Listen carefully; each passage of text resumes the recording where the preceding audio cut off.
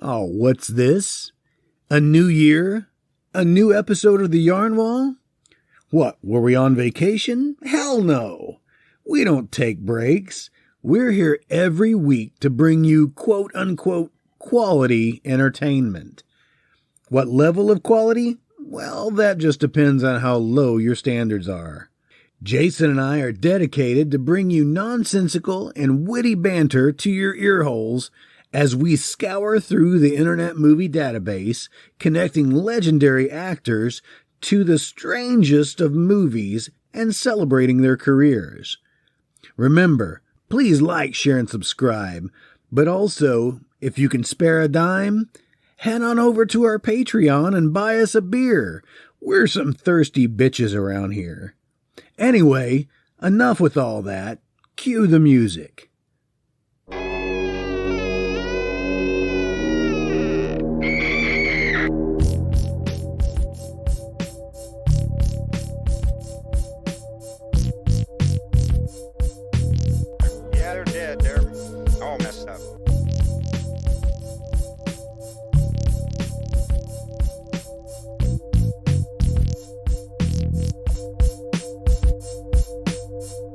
And now for our lesson.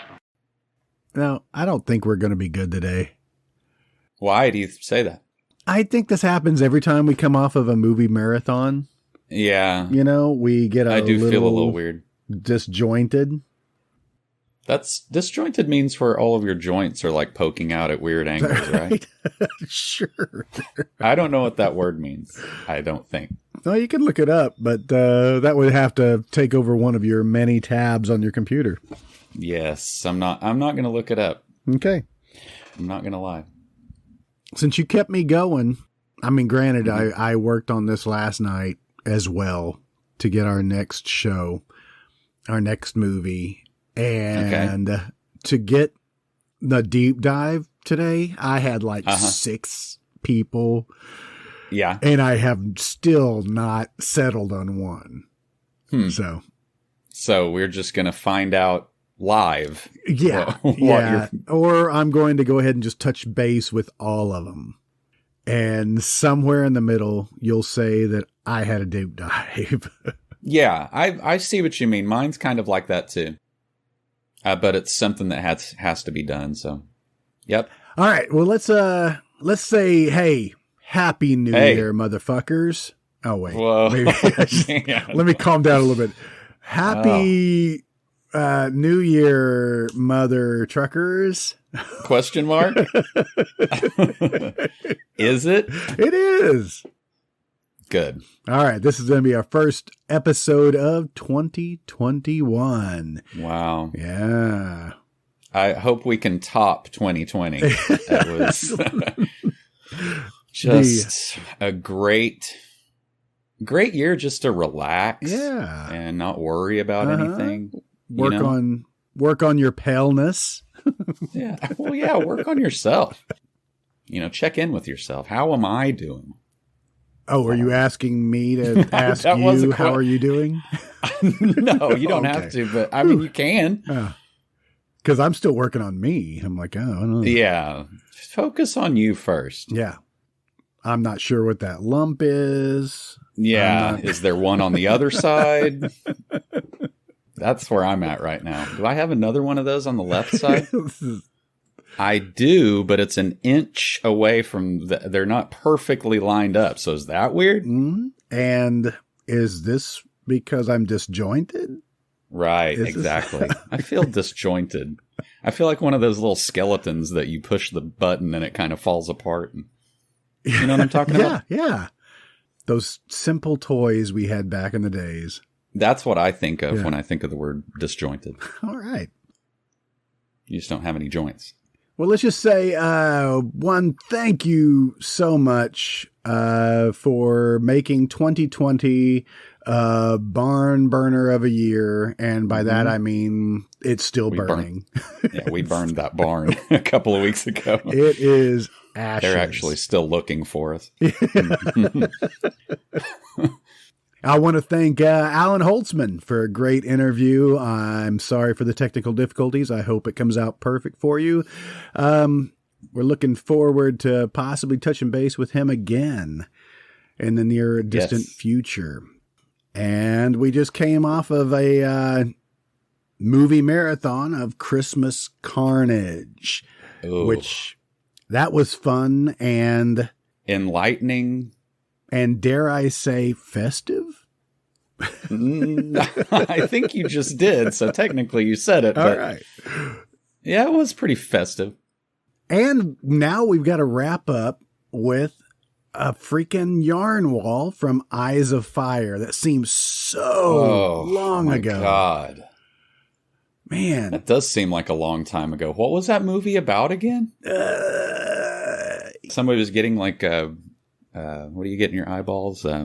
What, like laser treatment? Yeah. LASIK? LASIKs. That's what the whole movie was about, is just LASIK surgery. Oh my gosh. Remember that scene that was in one of the Final Destination movies where I think the girl was getting laser surgery and when they went to Eye Care Express and their fucking eyes melted because they shot a laser in there. Man, I'm telling you, when I say disjointed, I am all over the place. Have you had any caffeine today? Maybe too much or not enough. I'm kind of in between where I'm twitchy, but not twitchy enough. Riding that line. I'm on call, so I'm sober. Maybe that's it. That's it. You're in a bad place right now. Yeah. I can tell. All right, let's just go ahead and end this. Next week's movie is The Beloved Whoopee Boys. Good night. Oh my goodness. Thank God. This is such a long con for me to try to, that's all it was, is just nobody ever wanted to talk about that movie with me. So I had to co-create a podcast. You've led me on for nearly a year just so it's I all would been watch a ruse. Whoopee Boys. Yep. Damn it, man. Is that maybe the only movie in which the box art is two guys nearly mooning somebody? It's a strange camera angle. Yeah. But it also if I remember right, it kind of incorporates you can see like their tidy whities, They're not wearing boxers or anything, which you would think in a movie that age and that type of box art. I don't think there's a scene in the movie where they moon people. It's possible. I haven't seen it in a long time. Oh, so you don't have any answers for that either. Oh, well. I like keeping it in I get sick of movies, so it's, I don't like watching it too often. I want it to be fresh, and, I want to notice new things every time I watch it. Gotcha. Okay. But anyway, it's really gross that they have, like, tighty-whities on, and they almost look like diapers, kind of, like they pulled their dyes down. They're a little on the large size. They're wearing suits with tails. It's strange. I'm not going to look at them. Nope. Don't Why are we talking about Whoopee Boys again? That's next week's movie. Good night. Oh my God. Are you for real? Oh wait, no, it's not. Oh, thank God. Shh. I've been talking about it so long. I don't know if it'll stand up to the scrutiny that we're going to give it. Exactly. We're going to tear it apart. Ruin another movie for me. Before we end today's show, let's go ahead and get it started. All right. Good. Welcome to the Yarn Wall, first episode of 2021. Wow. I'm Tim Kornman, and with me as always is Jason Walker. Hi, everyone. Who insists that I introduce him every episode now. It's the least you could do. Absolute least. I think of it as you are the host. Nope.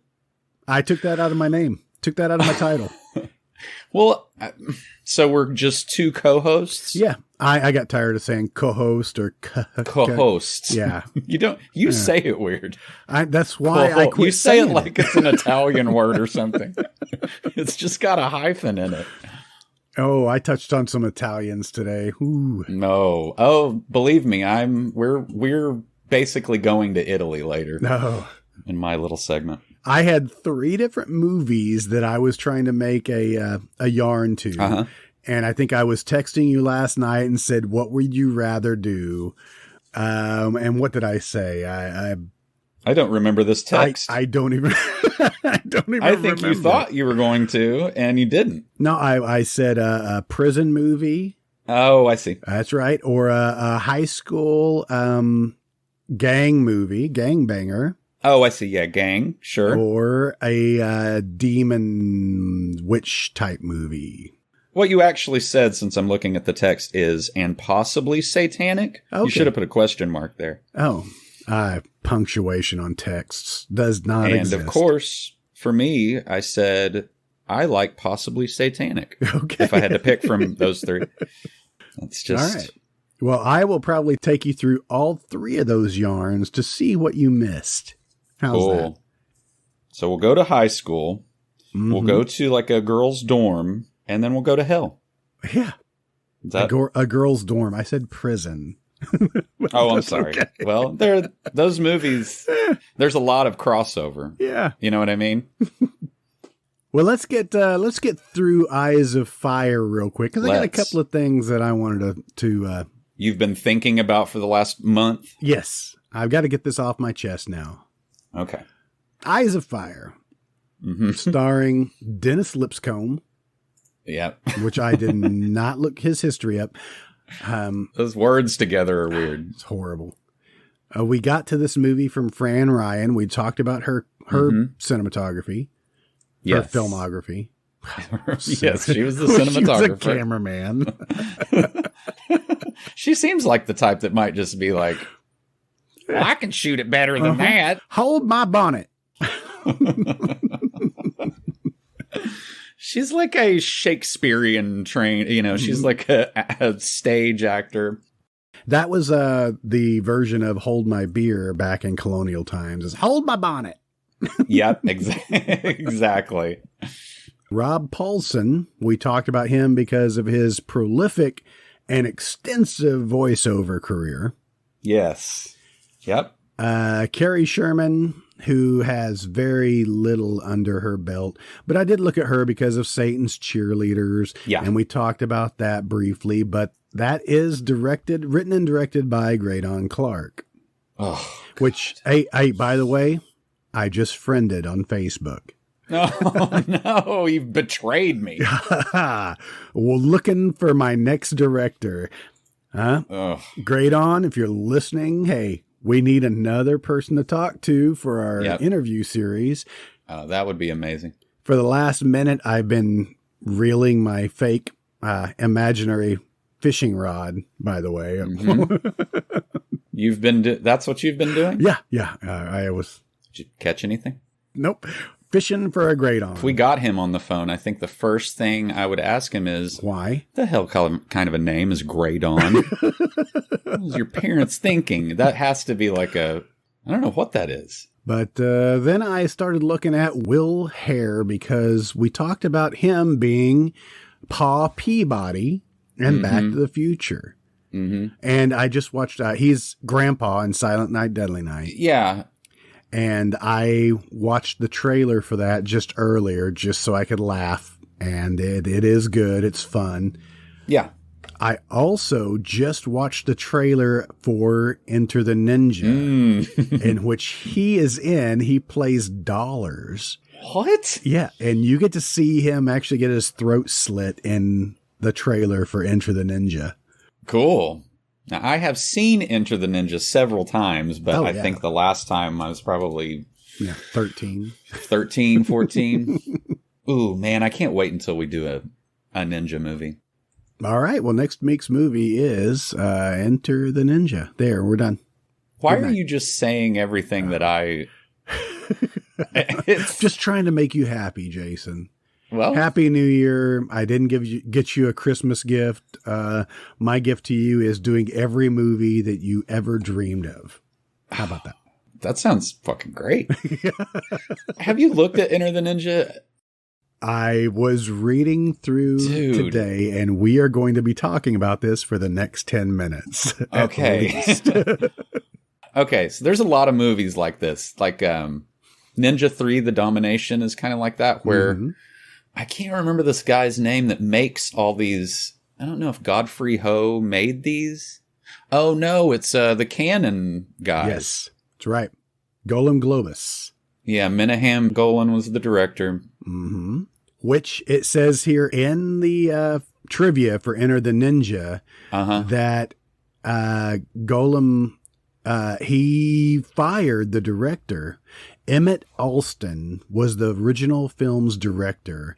Okay. And when Charles Bronson refused to allow Menahem Golan to direct Death Wish 2, Golan took over directing duties on this movie, which was, Enter the Ninja. Yeah. So I guess it says after he saw some of the dailies and thought it was just boring and not done well, so he just fired the guy. So yeah, took over. Also, Franco Nero, who plays he's the white ninja. He was the original Django, the Italian spaghetti westerns. Really? He was Lancelot in Camelot, which I watched a ton when I was a kid. Well, it says here Franco Nero had no martial arts training. Couldn't tell.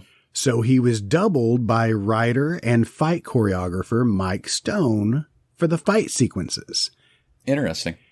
And a little bit further up says after Mike Stone was let go because of his acting ability, Menahem Golan found out that Franco Nero was in Manila and quickly approached him for the role, and Nero agreed to do the film.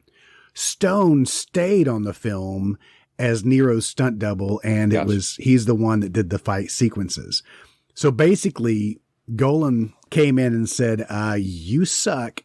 We're going to replace you with an American. You can't speak English very well either, but we need you to stay on and be the part. That's the reason why they put a hood on the ninja. So it could have been anybody anyway. Well, that's how all of these work. Like Godfrey Ho made a ton of these movies, and basically it was just kind of the same footage, kind of rehashed, just like from different, there's 6 movies and they all have the same scenes from, he just kind of cut and paste all of them, which is fine. Here it says also Franco Nero's voice was dubbed. Cole is from Texas, and the character I believe is Cole, right? Yeah. And Nero couldn't master an American or Texas accent. So let's just distinguish now that there is 2 different things here, an American accent and a Texan accent. Like all these TV shows where there's a bunch of British characters or British actors in the cast. I think talking like a redneck must just be easier than, or the easiest type of accent, Mm-hmm. See it a lot. British people playing rednecks. Oh, yeah. Stuntman and fight martial arts choreographer Mike Stone is considered the person to have conceptualized and originated this movie. So he's the reason why the movie was made, and Golan fired him as the actor and said, hey, come back for the stunts. Right. But if you look at Mike Stone's career, it's mostly stunt double. Right.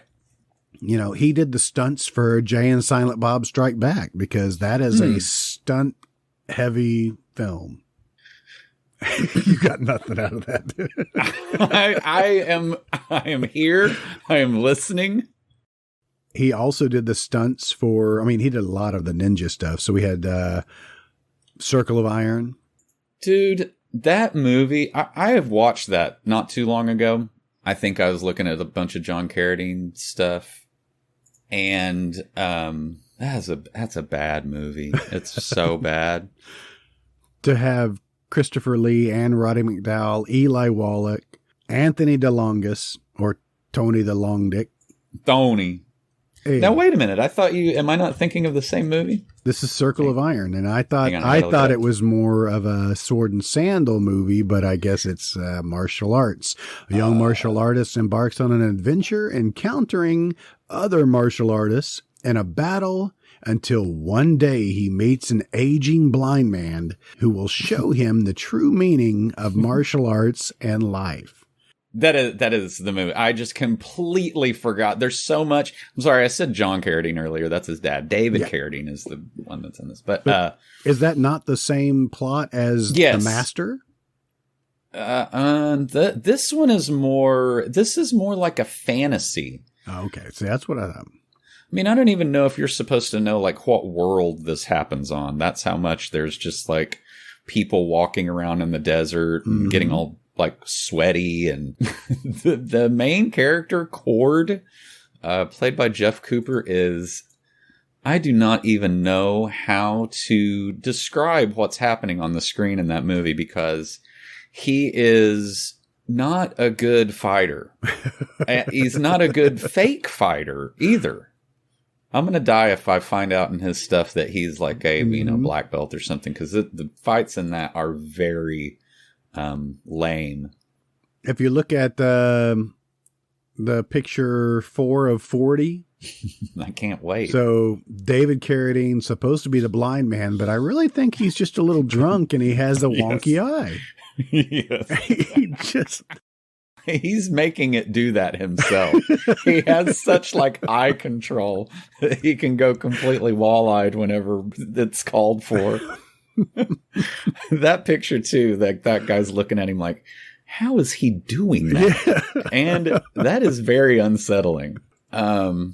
He's rocking out on a giant piece of bamboo that's supposed to be a flute. I think he can play the flute, maybe. Oh, is that a staff and a flute? Maybe. That'd be awesome. Okay, so Eli Wallach, I didn't remember him either. He's the guy taking a bath. He's just a guy taking a bath in the middle of it that he just walks up on. Oh, jeez. This is a weird movie. Christopher Lee in yet another weird hat. His, like, line delivery and his, like, deep booming voice, you know? Those hats that they make him wear are not doing him any favors. Completely takes away his screen presence, I think. But that's just me. Okay. Now, Jeff Cooper has that face. It looks like I should know him in other things. Definitely. And I look at his filmography and I'm like, no. I got not really. Nothing. I think it's because he looks a lot like a bunch of other actors. Like Ator? Yes. Yeah, he kind of looks like, Miles O'Keefe. Sorry. Yes, getting confused with. Damn it. With Whoopi Boys again. Right? Damn Strike again. He was in a Billy Jack movie. Oh, he was on Love Boat as Humphrey Clark. He's only on one episode, but he is listed as 3 different people. Okay. Aquaphobiac. Don't even want to talk about that. Humpty Dumpty. Okay. And the Star Maker. Those are all his names on his appearance on the Love Boat. Very interesting. Very interesting, but stupid. He was in Greatest American Hero, The Powers of Matthew Starr, Knight Rider, Fall Guy. Ooh, Fall Guy's going to come up a little later. Aquaphobiac. Yeah, that means that you're scared of Aquafina drinking water, isn't it? I can't imagine I don't know what that word means. Let's just watch episodes of The Powers of Matthew Starr and talk about them. Be the Starcast. Starcast. But anyway, I was just talking about this back all the way up. That was a major digression, by the way. I was just talking about Will Hare, just looking at his stuff. And really, that was the one movie that I went into. I didn't go into a lot of his stuff. I looked at Special Delivery that has Bo Svensson. Oh, yeah. God. Svensson. And Sybil Shepherd. Cool. And it was about a bank robber who shoves a bag full of money into a mailbox in downtown L.A., only he doesn't realize there are 2 onlookers who are very interested in the bag's content. That sounds like the plot for One Crazy Summer. Yeah, that's close to that. Puts all the money in the paper towel holder. But that is it has Alex Colon in it too, by the way. We've talked about him before. I don't know why. I remember. Because we were talking about his initials are what? Was A colon? He was also in an episode of The Powers of Matthew Starr. Cool.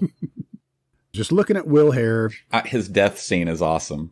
in Eyes of Fire. So he's just laughing, telling the kids a story, and then it's like, let me tell you, about the time I used to have to walk 16 miles in the snow backwards uphill. and I didn't have any feet. No. Oh, my feet fell off. That's why I sit in this chair constantly. I've got a phobia of arrows sticking me in the chest. It's called aerophobia. Bang. Ivy Bethune, who plays Rachel in the film. Okay, I'm not exactly sure who she is. Where are we at? Are we still talking That's about Eyes of Fire? Yeah. Okay. Ivy Bethune, if you look at her, she plays Ma Peabody in Back to the Future. Oh, okay. Interesting. Very interesting. Yeah, I'm looking at her right now. She does seem like she is a character actor that has played that character a lot. Yes. Which is just like an old lady screaming at things. I was just going to say one thing about Will Hare is one of the few actors whose head was actually a square. Oh. It didn't have any rounded, points or anything. It's just a complete box. Which brings me to his trivia, because I wanted to bring this up. Okay. He has been the face of Chess Master, the video game, since 1986. What? The Chess Master series is the world's best-selling computer chess program. Oh my God. Hang on a second. I'm trying to get there. Look it up. I gotta see this. Gotta get my eyes on that. Oh my God. Yeah. He kind of looks like Santa and like Nostradamus or something mixed into one. That's actually his face. That's amazingly stupid. Well, now I have to find that. I dig my old Nintendo out. I assume you get to play as him. All right. So Ivy Bethune, she played Mrs. Hawker in Dark Knight of the Scarecrow. Oh, man. Yes. Harless Hawker's wife. Just layers on layers. Also known as... Have we banned his name from the podcast? Oh, yes. No longer are we going to... We'll just call him LS? Yes. Okay. That sounds good. That's acceptable. Wait a minute. It says that lady was in the remake of Get Smart in 2008. Sorry. She was the female dog walker in Scissors, which we brought up, which was Sharon Stone, Steve Railsback, Ronnie Cox. Oh, yeah. Scissors? That's what that was called? Yeah, Scissors. Okay, you're right. Weird. And that was directed by Frank De La Fita. God damn it. How many times I got Every his name that you've said today has been foreign and hard for you to pronounce. So Frank De Felitta, he wrote the novel for The Entity. All right, yeah. Yeah, and the novel for Audrey Rose. So we've brought him up before in the pod. He looks crazy. He looks like Tom Savini's dad or something. It looks like those moles are getting ready to battle on his face. Yeah. He also kind of looks like Anton LaVey with hair. Ooh, I think you got it. Kind of looks like a devil. Speaking, I've got another man with hair problems today. I went down hair problems. Good. I admire that. Since we were talking about Will Hare, I went with... I see. Yeah. I told you I'm all over the place today. That's not spelled the same way. So before I go down further on this yarn, I will start sweeping into my many bases that I touched for my deep dive. How's that? Okay, good. Great. Because I don't want to go any further with that. I wanted to bring up that Will Hare and Ivy Bethune played husband and wife in Back to the Future. That's what I wanted to say. That is very interesting. Yes. Well, not very interesting, but it is interesting. It's slightly interesting. Yes. No, I was trying to find somebody pretty interesting to go down on my deep dive, and we had talked about Billy Barty enough. Yeah, let's ease off of him a little bit. Well, I think people are getting angry at us. I'm going to talk about him briefly, but I'm not going to do a deep dive on him. Oh my gosh. Okay. Because Billy Barty has what is called cartilage hair hypoplasia. Okay, and straight off of Medline Plus, Oh, boy. cartilage hair hypoplasia is a disorder of bone growth characterized by a short stature, dwarfism, with other skeletal abnormalities, fine, sparse hair, or hypotrichosis, and abnormal immune system function that can lead to recurrent infections. So, I didn't understand at first when I read that, the cartilage hair hypoplasia, but have you ever known Billy Barty to have much, if any, hair? No, he's typically bald. Yeah. The same thing with Vern Troyer, Mini-Me. Right. That's why he shaved his head. I'm like, interesting. okay. I was reading how I guess he had a run-in with Hervé Villachez. Oh, my God. Hervé was a madman. Billy Barty was kind of a proponent of, I don't know, talking about dwarfism. And I think Hervé Villachez says, no, I'm a midget. I think that's what I was reading. We are in a spot right now. You've put us in a spot because all those people from Brussels that downloaded our show are actually midgets. That has to be true. I want to throw a shout out to Brussels if they actually did download our podcast 95 times. Guys, we love your sprouts. Only with cheese. And Van Damme. Yeah. And Van Damme. Oh.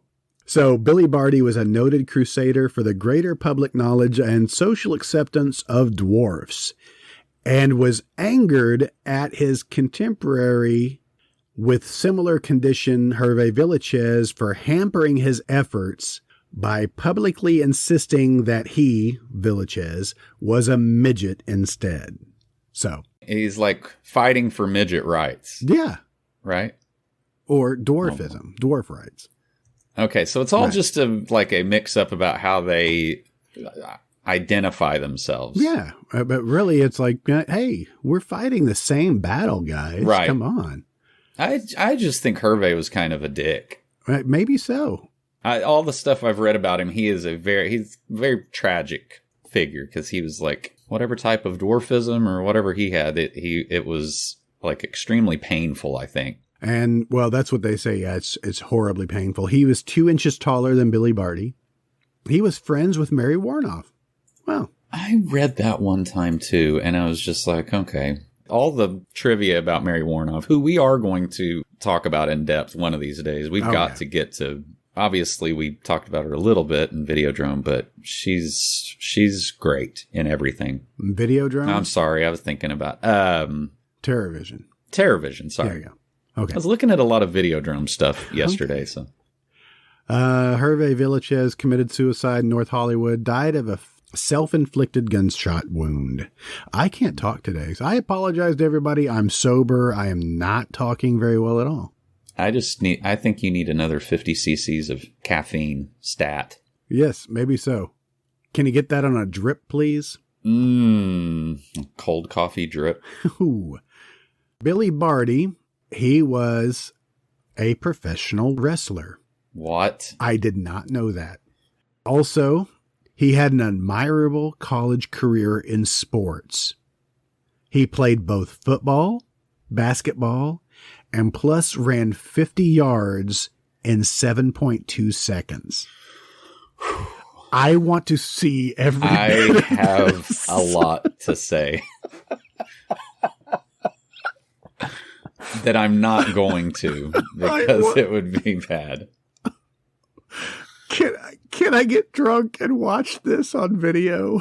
Oh, yeah, I would hope so. They used to do like celebrity track and field and stuff like that, you know? Have you ever seen that?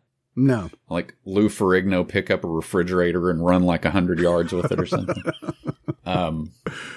Wow, that's a lot to take in. Yeah. Said one of his major pet peeves was when people would try to pick him up. as if he was a child. Oh, God. So A child that bite your finger off. he did own a roller skating rink in California. Of course he did. Called Billy Barty's Roller Fantasy. Oh, my God. Why did I not know about any of this? Why is this all taking me by surprise? I don't know. If I can get one picture of the Billy Barty skate-orama, what was it called? Billy Barty's Roller Fantasy. A movie started shooting there in the mid-1980s, but was never completed. Xanadu? Or Roller Boogie? Or Roller Boogie. We just talked about that with Holtzman. Yep. Yep. That was a thing that happened. Anyway, that was enough about Billy Barty. I'm going to get off of this before I say something that's going to get me in trouble with Yes. our Brussels fan club. I have to say, one of the first things that pops up when you type in Billy Barty's Roller Fantasy is I dare someone to say that without laughing. Is Nightmare at Billy Barty's Roller Fantasy. Oh my gosh, I want to see that. He was in Skate Town, USA. Oh, was he? Oh my Yeah. gosh. And I think the Landers sisters are in that one. Yep, they are. I see him right there. Oh my God. Those younger pictures of Billy Barty are fucking great. He kind of looks like what I think Cotton from King of the Hill would look like in real life. But when he was a kid, he was flat out adorable. He kind of looks like little Jerry Reed, or not Jerry Reed, Jerry Lee Lewis. Yeah. Oh, it's crazy. Do you see him there in pictures for Dr. Shrinker? Oh, yeah. Yep. Already looked through that while you were talking about him earlier. That looks insane. Oh, yes. He's got some wild, crazy wig on. Oh, yeah. Yeah. Yeah, it's like a swooped back, like, oh, whoa. Oh, my God. He was in Little House on the Prairie as Little Lou. Yes. Okay. I can't imagine where you're going with this. We can keep going. We can keep talking about him. I mean, he needs to be Celebrated. yes. He was Mr. Throckmorton in Lobster Man from Mars in 1989. And UHF, he was Noodles McIntosh. Yep, I remember that. I didn't remember his name was Noodles, which made me laugh when I saw that. Can't believe I've never seen Lobster Man from Mars, but I haven't. But he was in a movie called Body Slam. It was a Hal Needham film. Oh, God. Just defenestrate Billy Barty. Just pick him up and throw him through a candy glass window. Body Slam reads, a down-on-his-luck music manager for the fictional rock band Kick finds his luck changing when he, by mistake, also starts managing a successful wrestling duo, which has Dirk Benedict, Oh. Tanya Roberts, Roddy Piper, Lou Albano, Charles Nelson Riley, John Aston, Billy Barty. So that's where the wrestling thing comes into play. What's the name of this? It's called Body Slam. Okay, sorry. You've said it like 10 times, but my brain won't accept it. Man, Dirk Benedict. He's such a smarmy dude. He has not been around for quite some time. Really? You mean he passed away? Or he just doesn't make movies? His career is very spaced out. I just remember A-Team, obviously. He was Face, right? He was in Scavenger Hunt, which I keep bringing up. I went down to We're Scavenger going to do that Hunt. eventually, right? I thought about actually trying to get to it today even, but just because we talked about comedy and we're a comedy podcast, how that would actually work. Because we've done what, one comedy so far? Student Bodies. And you hated it. Oh, wait. I guess that would be two comedies. Because Caveman, I guess you're not considering that a comedy. I don't know what that is. If I thought of it in my mind as an experiment, somehow that makes it better. But he was also in Night Patrol, right? We talked about Billy Barty being the captain in Night Patrol. Yep. Yeah. I'm sorry. I'm still looking at Body Slam. Now I'm convinced I've seen this movie before. Did you realize in Night Patrol, though, Pat Morita plays rape victim? Yes. He's in the first, I want to say he's in the first 10 minutes of the movie. I have not seen this in forever. ever. Mm-hmm. We're going to get to it. A lot of it's going to be a surprise. All right. Dirk Benedict was also Starbuck in Battlestar Yes. Galactica. I feel we would be remiss if we did not mention that. I was wondering if you were going to bring that up or not. Yeah. Sorry. Took me a second.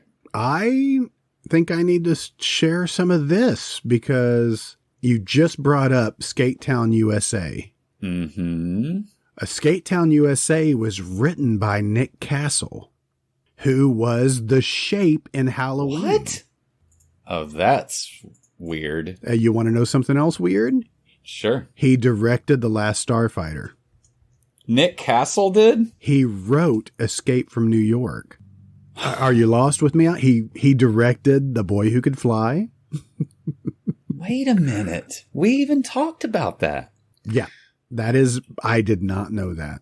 I did, but then that part of my brain stopped working. Wow. I think he directed Tap. Gregory Hines? Yes. Man, I've seen that movie a bunch. I wouldn't picture you as a dance movie guy. It was much more than a dance movie. Am I? Yeah, it was a way of life for me. But I also, my mom the other day, we were over at her house and she was like, remember when you used to watch a chorus line like over and over again? I was like, yeah, I do. Because it was on HBO is my answer for a lot of that stuff. But really, I did watch like, I don't know. I don't know what it was. Mm-hmm. Leotards, maybe at that. I mean, anyway, edit all that out of there. Directed The Boy Who Could Fly. I'm just amazed that we haven't talked for an hour about that. I have seen that movie too many times. I was like in love with Lucy Deakins. Did we mention that Ron Palillo was in Skate Town, USA? Did you already say that? No, I did not. This has become an all skate podcast now. That's right. That's fine. Couples skate only. Couples skate only. All skate now. All skate. Wow, it has a 1.5 stars on Rotten Tomatoes. Oh, no. 4.9 on IMDb, which somehow makes it better. Oh, Scott fucking Baio's in it. Jesus. Mm-hmm. Ron Palillo playing sexy and dangerous with a beard is the most bizarre thing I've ever seen. Patrick Swayze's in it. Oh, I did not know that. Okay. So are we just going to stop the podcast and watch this now? I think so. I think I can rent it for $2.99 on Amazon, and I'm proud to do it. I don't think I need to go on to anybody else. I think we can stay on to Billy Barty right now. I'll touch base on a couple of others. Yep. But yes, Billy Barty, he does need to be celebrated. He does. If you look, he was in the Croft. Yeah. Sid and Marty Croft. Right? Which I think that's where Dr. Shrinker came from. Okay, that makes more sense. Yes. In something that is totally senseless. Yes. Very. It's, I don't even know where to start with that. He was in Chico and the Man as Little Holdup Man. Oh, man. Going through his IMDb, you're going to see the word L-I-L with an apostrophe a lot. Yeah. He was also in a TV movie called, this is 1975, called Demon Demon, which reads, an executive falls in love and marries his secretary. However, he soon begins to suspect that she might be a demon who is after possession of his soul. Starring Bradford Dillman. Oh, there he is. Knew we'd get there eventually. He is the real Kevin Bacon of our podcast. I used to think it was Alan Fudge, but I think he has surpassed Alan Fudge in just sheer Maybe credits. so now. But no, and Fudge we trust. We're going to keep Fudge as our patron saint. Sounds better too. Yes. Sigmund and the Sea Monsters. Yeah. That's where I was trying to go to. And this was more Sid and Marty Krofft stuff. Yeah. Several of the Sid and Marty Krofft shows. The Bugaloos, which I vaguely remember watching. That was really, all that stuff was just a little bit too, I was too young to, That happened like right when I was born. And still just bizarre. Oh yeah, man. Real freaking weird. hell. Mr. Show does such a good parody of Sigmund and the Sea Monsters. It's awesome. There was a Puff and Stuff movie back in 1970. Mm-hmm. He was in The Happy Hooker Goes to Washington. Well, yeah. I'll give you a wild guess what his name was. Little Joe. Little Man. Oh, okay, close. Because he was little, I guess. It's not just a clever play on words. He was in a TV movie called Clown Alley. Oh, I do not want to go down Clown Alley. He was Little Clown jumping out of Firehouse. That sounds terrifying. That was Red Skelton. Oh, yeah, okay, yeah. He was in a lot of those, like, he was also on, like, a Mickey Rooney show. That must have been when he was pretty young, though. I thought you were going to say when he was smaller. I mean, that goes to, was he just born normal size? Or for him, normal size? He was in The Bride of Frankenstein, 1935. Yeah, as Baby, the baby. That's weird. Yeah. How old would he have been? 1935, 11. So that's scary. So he's not a baby. No. Playing a baby. I bet that makes sense, because babies are so, like, unpredictable, I guess. Like, you want a small person that you can give, like, direction to. The Undead, Roger Corman. Seen that movie several times. He's an imp. Wonder why. He is titled The Imp. The Imp. He does a weird Curly Joe thing where he, like, lays down on his shoulder and, like, runs in a circle. Yes, yeah. It's pretty good. Yep. And then he turns into, like, a tortilla and flies away because they're all witchy. And he's like a familiar, kind of. Okay. Well, he's an imp, guys. Look it up. He's the definition of an imp. But my favorite role for him probably was in Foul Play. Yep. Great movie. Where he did his own stunts inside a trash barrel being rolled down in San Francisco Hill. Yeah. That's the, like, one thing from that movie that I actually remember is him being rolled in a barrel.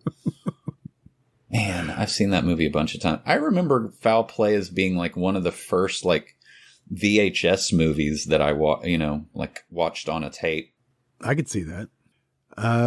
He was hospitalized overnight for injuries from a motor scooter accident during a parade. Oh my God, I would love to see him in a little, like, Shriner's car or something. It would look like a normal car. I guess, yeah.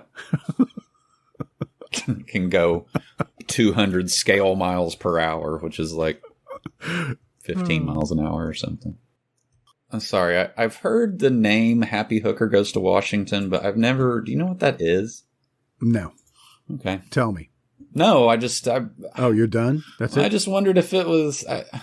it sounds like a porn, but it's not. We don't have to waste any more time talking about that. I want to talk more about Skate Town, USA. Uh-huh. That's going to be that's the movie you're doing, right? Next week? Skate Town, that USA? Would be wonderful. Nope. Okay. Not on that. All right. Well, thank you, Billy Barty, for... You will be missed. Your career was... No, I'm not making a size joke. I started to. I'm not going to. Good. I think you chose I think you chose wisely. And even if you did say something horrible, we could edit it out later. Yeah, that's right. Yep. Thanks, Billy. All right. Going to click off of him. And just while we're at it, we're talking about hair issues. Mm-hmm. That's what brought me to Michael Berryman. Okay. Yes, he definitely has some issues with hair. This is stuff I didn't know. Okay. He was an English teacher? He was born with hypohidrotic ectodermal dysplasia. Okay. Which prevents the formation of hair, fingernails, teeth, and sweat glands. Oh, boy. The condition is rare, inherited, and incurable. Is that the condition? How am I ever going to put this in a a way that is not incredibly insulting, but did that make him look like the way he looks? Or is there something else going on? Well, sorry. That's just up for debate. That's for the listener to decide. But if you look at him, because I've never really, I passed by him at one of the cons here in Tulsa. I just never noticed that. No, he doesn't have any eyebrows. There's no facial hair. There's no hair. Yeah. He probably has to wear dentures. Right. But it probably leads to skin disorders as well. Uh-huh. So probably makes him look a little bit more wrinkly than he actually needs to be. Right. When he was younger, he was still kind of like in The Hills Have Eyes. Is that his first movie? You know what? Maybe we should look. Let's look. It's in 77. Wes Craven classic. Nope. Doc Savage, the Man of Bronze. Oh, he was also in One Flew Over the Cuckoo's Nest, which I saw a picture of him in that. He was in the background, right, in a bed. That movie has a lot of people. Danny DeVito's in that. And that picture, Danny DeVito was clapping, and he looks super young. Yes, he does. No, I read Doc Savage. It said that Michael Berryman was paid $600 for that role. Wow. So his first role, $600. I've never seen that show before. Nope. So Paul Gleason was there. I started looking at Paul Gleason. I was all over the place. Oh, man. Love that guy. I tell you, I was all over. I'm glad we can stick now with Billy Barty. He needs to be celebrated. Yes. Michael Berryman doesn't have, he has a prolific career, but I think he just capitalized on his large stature, his weird looks. Yeah. Very similar to Billy Barty. You just got to embrace it. And which I didn't realize that Michael Berryman was in the Beastmaster 2. Oh, I don't know that one as well as the first one. Yeah, and we shouldn't. Probably we don't want to. It's not Coscarelli, is it? Somebody else, maybe? Beastmaster 2 reads, let's get into it. Dar is a warrior who can talk to the beasts. He is forced to travel to Earth to stop his evil brother from stealing an atomic bomb and turning over the native land into desert. They weren't on Earth. I can say pretty definitively, no, they were not on Earth. I did not know that. I did not know that. I thought that Beastmaster was a sword and sandal movie. Period. It is, sort of. They're capitalizing on the success of Conan and stuff like that. Mm-hmm. Wings Hauser is in the second one. Yeah. Okay, sorry, I got excited. But where in the Beastmaster did you find out that it wasn't on Earth? Well, they might say it. Like it's one of those where they just keep referencing the planet that they're on as like a 3-letter word or something, They don't go into it at all, but you just kind of gather that, maybe this isn't. Because I've seen the Beastmaster, I don't know, 1,000 times. So wait a minute. You thought that was Earth in the future or in the past? The past. Okay. Sword and sandal. Okay. Around what year do you think it happened? Is this AD or BC? 1920. Okay. Okay. Tim, we've got to. Okay. You're going to have to do some. I'm going to send you a website to go to. It's going to teach you about Earth. I have no real concept of time. That's going to be a problem. Kari Wurer is in the second one. So that's something. I think I saw it one time and was just like, what? Yeah. The hell? Yep. You just looked at Mark Singer's abs for a couple of minutes and you're like, that's it. That's all I needed. Just needed to recharge a little bit. I like the first one. Can I just say that? I love the first one. Is this a safe place for me to say that? Yeah. Yeah. That is Coscarelli, though. We have a love for Coscarelli. Oh, yeah, dude. Almost bought the book, John Dies at the End, yesterday while we were at Barnes & Noble. Awesome. It's a great movie. Awesome. Mentioned to you before that Joe Lansdale, he wrote Bubba Hotep, right? Yes, right. I did not know that until not too long ago. Coscarelli actually was, I think, trying to work on the Drive-In Trilogy, which is a book from Lansdale, which is really a fucked up book. I loved it. Yeah. Loved it. I think there's a comic book. I've read some of the issues of the comic. In one of my conversations with Alan Holtzman, he said that he tried to develop also a story from Lansdale that did not could not get funded. He did say that I guess Bill Paxton was working on developing The Bottoms, which is a well-known Lansdale book. Yep. Is Todd's favorite. I know he's made everybody read it. I don't think I've given it back yet. I think I still have it on my bookshelf here. Yeah, he was working on developing that into a movie, a feature when he passed. So, and he passed while undergoing like valve replacement surgery. Ooh. Anyway. Interesting. Now that I've talked for an hour, what do you got for me, Jason? I don't know. I've got a headache now. What was all that about just then? Was it about Billy Barty? Yep. Was it about Beastmaster? Yep. It was about that too. Okay. Did you know Billy Barty played one of the ferrets in Beastmaster? Kodo or Podo? I think it was Podo. That movie's rated PG. That should be rated R. I would think. There's just, I guess you're just looking at Mark Singer's oily torso for most of it, so.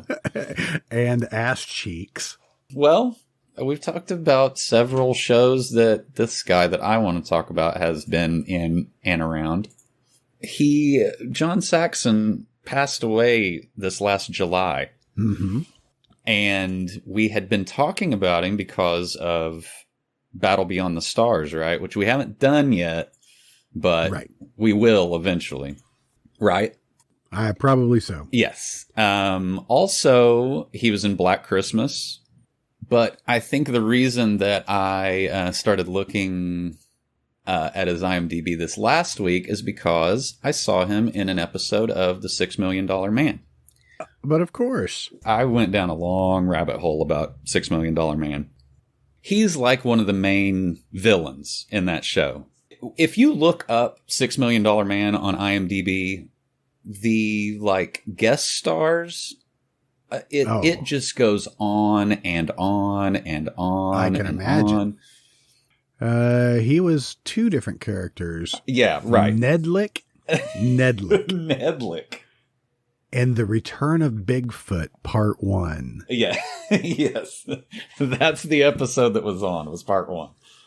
It is the craziest. Did they find Bigfoot, or was Bigfoot an actual person that fill me in? Oh my gosh.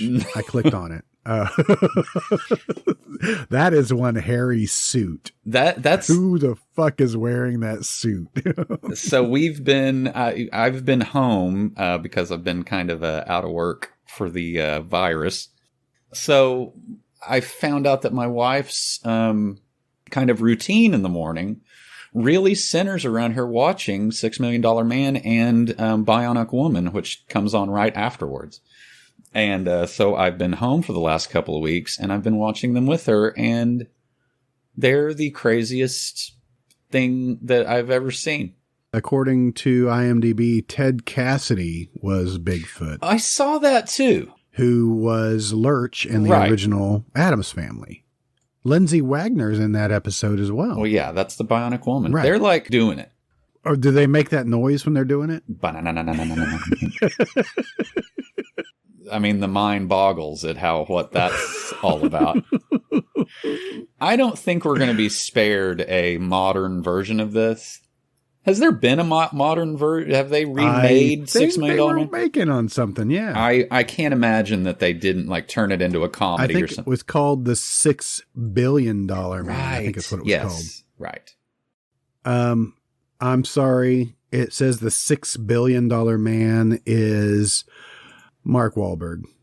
Okay. Yes. You should be sorry.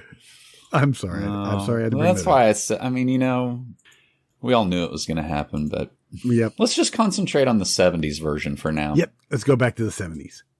Yeah. So I'm kind of walking in the room in and out, and I saw Bigfoot, and I just like skidded to a halt and sat down. You actually made that sound. Yeah. And just sat down and watched the whole damn thing, and it was amazing. And then a few minutes passed, and there's John Saxon with one of those just horribly fake beards, in like some satiny stuff. And don't know if he's a cyborg or I think he might be an alien, maybe. He has this purple suit and like a shiny gold neck collar. Yeah, looks very Star Trek. Oh, very much. Like so. They just stole the costumes from Star Trek, but a woman was wearing that on Star Trek. But that's how versatile John Saxon is. That's it. So was this actually Bigfoot, or was it just a feral man with trichosis? Was it hypotrichosis? Is that what they call it? Hypotrichosis? No, you'd think that, but no. He was a robot. Lee Majors rips his arm off later, and it's just a bunch of circuits and stuff. It's hypertrichosis. Sorry. Oh, thank close. goodness. I'm going to write that down. That's going to come up later. I just mimed writing something. Who created Bigfoot as a robot? That's a good question. Was that John Saxon that created that? I would take that as an explanation. Then that's what it is. Okay. Whatever you think it is, that's what it is. Did you not watch part 2? I did. I think I fell asleep in it. Anyway, so let's talk about John Saxon for a minute. Let's get back to, I'm getting lost in the 70s of it all. I want to talk about robotic Bigfoot, though. We'll get there. Right. He was born in 1936 in New York to Italian parents. His birth name is Carmine Orico. Wow. Okay. I did not know that. Yeah. He has 200 roles on IMDb. That's awesome. Or something very close to that. He was discovered by a talent agent who represented Rock Hudson. Okay. His first role was in Medic, which was a Richard Boone series. Richard Boone is, he played Paladin in Have Gun Will Travel. Okay. He's got like a 5-foot long face. It looks like you could like climb up it. He did a bunch of stage stuff. Yeah, in the 50s, he was kind of everywhere. He did a bunch of Italian movies. He did one with Mario Bava called The Evil Eye. Mm-hmm. It says here in his trivia that he was fluent in Italian. Oh, he was in the Bees. Sorry. He was in a lot of B movies. But in 65, he was in Blood Beast from Outer Space. And after that, you're going to see a lot of that. He's been in a ton of TV and a ton of B movies. I mean, and he typically plays the bad guy because he does look kind of menacing. He's good looking, but he's got that. He's got those eyebrows. Right. He does a lot of eyebrow acting. His trademark is intense, dark stare. Yes, intense. That's a perfect word for that. Played evil characters to ruthless perfection.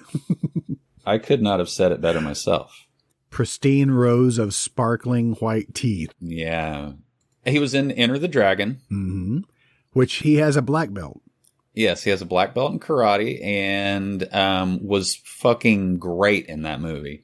Just looking at his stature, you wouldn't think martial artist. No, not at all. Until he, roundhouse kicks you.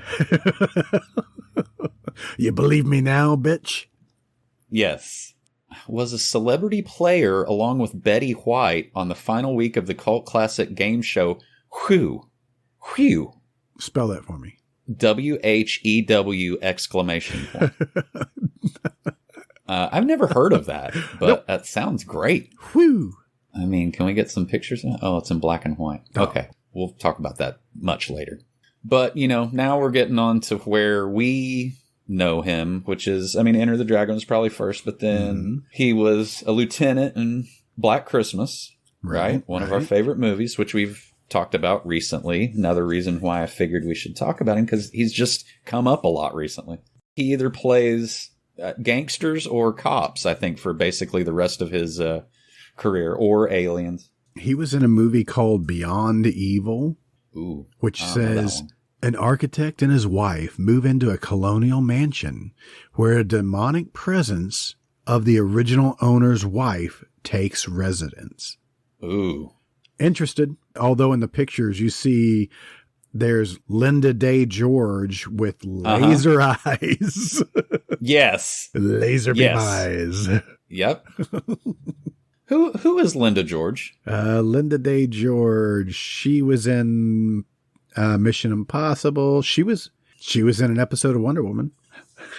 Yeah. Well, am I crazy thinking she's Christopher George's? Maybe I just saw them in a movie together. I don't know. Maybe. And it was weird that they were both in the movie. She was married to Christopher George from 1970 to 1983. I knew it. Bam. Way to pull that out your ass. I'm glad we settled that. Any old who. So yeah, from 74 on, you're going to see a lot of him in cop uniform. Of course, he was Walter Dini in one of our favorite movies, Mitchell. Mitchell's on the Corner. Which I don't know why that doesn't have an exclamation point at the end, because it needs one. That always weirds me out that, he's kind of threatening Joe Don Baker and kind of trying to bribe him at the same time. So that whole subplot is going on. But then later on, they have that like plot specific radio that comes on that says Walter Dini died in a 4-wheeler accident or something. You're like, what? It's gone. Why? Yep. And also, if they just wrote him out of the script or something, why did he die on like a recreational vehicle? Hey guys, wasn't John Saxon in this? Oh, and yeah, of course. If that's John Saxon, I'm dead, which I need that on a t-shirt immediately. Also, Martin Balsam was the doctor in $6 Million Man that actually did that turned him and Lee Majors into a cyborg. Did you already say that John Saxon was also in Wonder Woman? He was in a 2-parter of Wonder Woman. The Feminine Mystique. The Feminine what's his name? Mystique. Feminine Mystique. No, it's Feminum. A Mystique. Yeah, N-U-M. Feminum. That's like a energy drink or something, isn't it, for women? I don't know. He was in the Bees. Yes. Man, that cover art is beautiful. When we started this podcast, I thought to myself, "Woof, this is going to be a rough one." But I think we're just ticking right along. Yep. He was in Fast Company, which I think that's David Cronenberg's first movie. Is it really? I've never seen it. After a sponsor replaces him with his arch rival, a race car driver decides to steal the car and race it himself. That does not sound like a David Cronenberg film. It does not, but he wrote it and directed it. Yes, see that. Did he get bonked on the head at some point and just start doing all those body horror movies? Well, maybe. I don't know. You tell me. Hey, it's not like we're doing a podcast about that type of stuff. Oh, The Glove. Do you remember The Glove? Mm-hmm. We talked about that recently. Holy shit. We've never seen it, but we talked about it. No, Fast Company was 1979. Rabid was 77. Oh, okay. I was wrong. I guess I assumed that the weird out of place movie would be the first one, but I guess I'm wrong. Shivers was 1975. That's when we get into the real body horror. Man, that one is still so weird. Oh, yeah. On our radar. John Saxon was in a movie called Bring Me the Head of Lance Henriksen in 2010. Yes. Is this a biopic? I don't know if I've ever heard of this. I've heard of it. I don't know anything about it. Oh my God. It's one of those like fourth wall. It's like he's playing himself. Awesome. Oh my God. Okay. I got to get my eyes on this. Tim Thomerson and Martin Cove are also in it. I see that. And Adrienne Barbeau. Okay. Okay. Everybody plays themselves. Yes. We'll be back for you. Bring Me the Head of Lance. That's the best title ever. Anywho. Man, his career goes on and on. I want to talk about everything that he's been in. Yep, me too. Except for Beverly Hills Cop 3. What is Hellmaster? Okay, now wait a minute. I watched the trailer for Hellmaster, and it is insane. It's as crazy as you'd think it'd be. It came out in 92. Mm-hmm. It looks a lot like Event Horizon or something like that. Okay. It reads, a psychotic college professor uses unwitting students as laboratory rats. injecting them with a drug that mutates them into gory killers. Don't trust anyone. Yes. There is a pic that John Saxon has like a device that has 3 syringes. He's kind of contemplating it. Dude. It's like they just taped 3 syringes together. Yeah. I mean, he's like, I don't have time to do them individually. There's a lot of syringe horror in this movie, I feel like. There's a little fat kid with a diaper. Look at picture 6 of 44. You get to see that syringe going into somebody's neck. Yep, saw it. That is Love it. Fucked up. Right into his throat, too. I'm scared and interested at the same time. Intrigued. Yep. Oh, okay. That's why I know that guy. I don't know how to pronounce his name, but David M.G. Okay. I don't recognize him because his hair's a little whiter, but he's Flyboy from the original Dawn of the Dead. That's where I know him from. Oh, yes. I can see him now. Yeah, exactly. He just had darker hair. So Hellmaster, I don't have any follow-up on that. I just said the name. The picture 19 of 44, that's your T-shirt art for if that's John Saxon, I'm dead. Yep. Yes. Yeah, he looks good. I mean, he is a perfect bad. If he's a bad guy in my movie, I'm like, I'm doing good. This is going to be a hit. That makeup for the Hellmaster, the titular character, is really weird. It's very odd. It does look kind of like low budget Event Horizon, but that was in '92. I assume Event Horizon is much later than that. Put that on my list. Yep. He's in a movie with our guy from The Hidden. What's his name? Oh, Michael Nouri. Uh-huh. Oh. Called No Escape, No Return. Yeah, I think we mentioned that when we did the Michael Nouri dive. That actually sounds vague. I guess maybe that is why it sounds familiar. It's because you're getting it mixed up with No Retreat, No Surrender. Yes. I'm glad you said That's that. It. I didn't have the courage to say. Still got just a couple more John Saxon credits. He was in Masters of Horror. Mm-hmm. In Pelts, the one with Meatloaf. I couldn't remember Meatloaf's name. I don't remember. I don't know if I've seen this one, actually. Oh, man. Out of the ones that I really liked of that first one, Pelts was really good. A sleazy Esperate?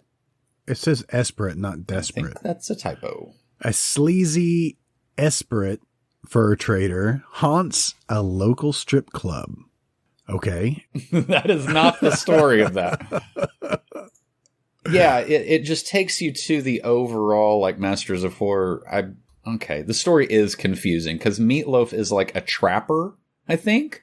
Okay. Oh, man, I'm going to get this completely screwed up. Long story short, I think John Saxon and his son are like trappers, and they sell pelts to Meatloaf. Okay. I mean, if that's happening somewhere in the world, let us know about it. If you're a trapper, email us, because I don't know that that's how that works anymore. I don't know. They basically, I think John Saxon, like, they were hunting like a magical animal, you know? Okay. That like they had been warned not to, I think, maybe. So they make a jacket for Meatloaf, and it's basically like cursed, kind of. That is a very rough, probably not very accurate description, but I can't find a better one. Okay. But anyway, it's really good. And you can watch it for free on IMDb TV. Wow. Really? That episode? It's right there. It's got a link on it. It's pretty gross. John Saxon plays Jeb Paw Jameson. Yes. It's like Jeb. Yeah, he looks just like a Jeb. But directed by Argento. That's I need to watch that. Yeah, for sure. It's a really good one. Old Dogs is not what I thought it was. It is not the oh, good. Phew. It is so not close. The John Travolta vehicle. Old Dogs reads, 3 guys in their 70s reclaim their vitality when mistakenly picking up a bag full of cocaine. Puts them between the cops and the mob. Oh my God. If there is a scene of like 3 old men doing coke and then just like a montage of them like renting like scooters and just like going to strip clubs. And Oh, this looks great. his credits just go on and on. I mean, I think we need to just start a Saxon cast. yes, we've got plenty of time to have another couple of podcasts. I don't think I recognize. Oh, yeah. He was the FBI agent in From Dusk Till Dawn. Yes. Yeah. Do you not see him until the very end? Because I was thinking about that too. It's been a while since I saw that. He was in Tenebrae. Okay. It's one of Dario Argento's, I don't know, it's like the 5th or 6th movie he made, maybe. It's really good. Tenebrae means darkness in Italian, Okay. if you were wondering. Here's a movie called The Arrival. Yes, dude. 1991. I must see that. It looks insane. I expected that to be the Charlie Sheen movie. Or the people have cricket legs at the end. Yes, Remember? Exactly.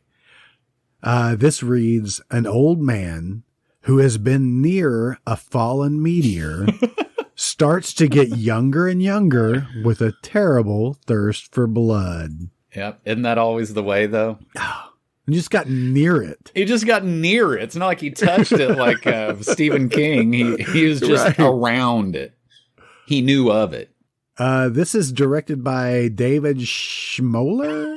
That sounds like a Jewish word for something bad. David Schmoller.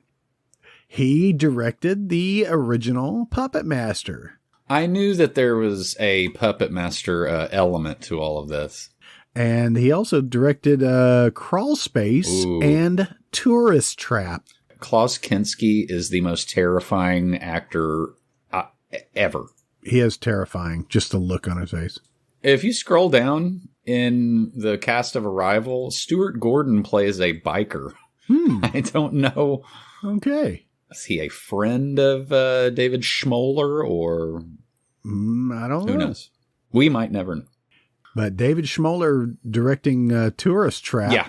That should have been on my... he directed Netherworld as well, so he was all around Charles Band shit. Yeah, I'm kind of surprised you haven't done Tourist Trap yet, because I know you're a fan. I'm a big fan. We'll get there someday. Cool. Well, damn, John Saxon. Yeah, I mean, great career. I'm glad we had a chance to look at a lot of his stuff, because we talk about him, but have we really talked about him? I was thinking the same thing. I was like, should I text him and ask him if we've done him before? Because, I mean, we for sure have talked about him before, but just not that in depth, I guess. But yeah, that's it. I just wanted to, celebrate the man. And he was in 32 episodes of Falcon Crest. Yep. I mean, and like Banachek and Fantasy Island is like 4 different people. And that's what I think is funny is like, when you see John Saxon, that's John Saxon. No amount of like fake beard or bald cap or, it's still John Saxon. And for him to be different characters on the same show is crazy. Yes. Fantasy Island, he played Cyrano de Bergerac. Yeah. What? I mean. Evan Watkins, Professor Harold DeHaven, Colin MacArthur, Dr. Roger Sullivan, Michael Anderson. I mean, that's awesome. He's a doctor. Professor. He's a terrorist. But yeah, so I'm sure he will come up again. Awesome. Let's get to the movie. I'm excited. I'm ready to actually have an assignment to, instead of just dicking around on IMDb. All right, now let me go back and find out how the fuck I got to where I was going. When we started this, you sounded a little bit like you had just wandered out of the woods and didn't really know, like you'd lost time, like in X-Files. That's what I felt like, because, it's been a minute since we've done a yarn wall. Yeah. It's been a minute since I've done a yarn wall. It's been like, 4 or 5 weeks? Yeah. Something like that. Yeah, shit. I had to go back and check out our list of movies we've done to figure out where the fuck we were. Your movie muscle in your brain has atrophied in the last few weeks. That's good. No, it's bad. It's good stuff all around. Eyes of Fire. Okay. 1983. And yet seems older. I put up by the way, if you didn't see it on Facebook and social media, I think I put it on Twitter and everything else.